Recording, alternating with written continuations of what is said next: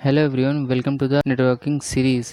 आज हम networking series के पार्ट 6 में एक बहुत ही इंपॉर्टेंट टॉपिक शुरू करने जा रहे हैं और वो है ओएसआई मॉडल। अगर आप networking, ethical hacking, cyber security या सीसीएनए जैसी किसी भी फील्ड में जाना चाहते हैं तो ओएसआई मॉडल को समझना बहुत ज़रूरी है। ये नेटवर्किंग की फाउंडेशन माना जाता है। इस वीडियो में हम सिर्फ इसका ओवरव्यू एंड पर्पस समझेंगे और इसके बाद जो वीडियोस आएंगी उनमें हम ओएसआई मॉडल की हर एक लेयर को डिटेल में समझेंगे, उसका नाम, protocol, devices, real world example और सिक्योरिटी पर्सपेक्टिव के साथ। तो चलिए बिना किसी डिले के शुरू करते हैं।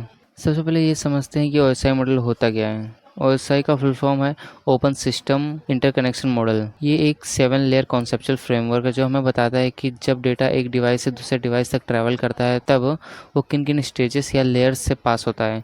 एक इम्पोर्टेंट बात ध्यान रखिए, ओएसआई मॉडल कोई प्रोटोकॉल नहीं है और ना कोई सॉफ्टवेयर है। ये सिर्फ एक रेफरेंस मॉडल है जिसे नेटवर्किंग को समझने और डिज़ाइन करने के लिए बनाया गया है। इस मॉडल में कम्युनिकेशन प्रोसेस को 7 अलग अलग लेयर में डिवाइडेड किया गया है। हर लेयर का अपना एक स्पेसिफिक काम होता है। हर लेयर सिर्फ अपनी रिस्पॉन्सिबिलिटी हैंडल करती है और ज़रूरत पड़ने पर वो नेक्स्ट लेयर के साथ कम्युनिकेट भी करती है। इसी वजह से नेटवर्किंग को समझना और ट्रबल शूटिंग करना काफ़ी ईजी हो जाता है। आप स्क्रीन पर देख सकते हैं कि ओएसआई मॉडल के टोटल 7 लेयर होते हैं। अभी इन लेयर्स को सिर्फ आइडेंटिफाई कर लीजिए। इनमें से हर लेयर का नाम क्या है, कौन से प्रोटोकॉल यूज़ होते हैं और सिक्योरिटी पॉइंट ऑफ व्यू से क्यों इम्पोर्टेंट है, ये हम नेक्स्ट वीडियो में एक एक करके डिटेल में कवर करेंगे। ओएसआई मॉडल का सबसे बड़ा एडवांटेजेस ये है कि ये नेटवर्किंग कम्युनिकेशन को स्टैंडर्डाइज करता है।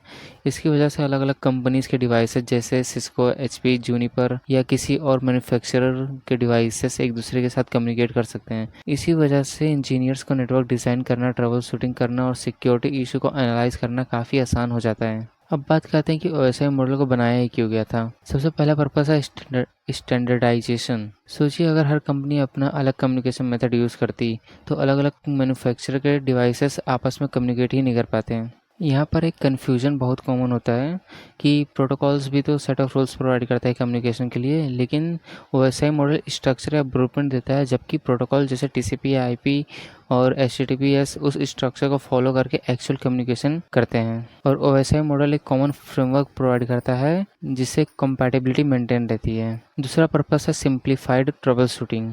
क्योंकि कम्युनिकेशन को 7 लेयर में डिवाइडेड किया गया है, इसलिए अगर नेटवर्क में कोई प्रॉब्लम आती है तो engineer layer by layer check करके ईजिली आइडेंटिफाई कर सकते हैं कि इशू एग्जैक्टली किस लेयर पर है। इससे ट्रबल शूटिंग फास्ट और ऑर्गेनाइज हो जाती है।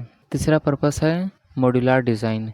हर लेयर इंडिपेंडेंटली अपना काम करती है। अगर किसी एक लेयर में चेंजेस या इम्प्रूवमेंट किया जाए तो जनरली बाकी लेयर्स को चेंज करने की ज़रूरत नहीं पड़ती।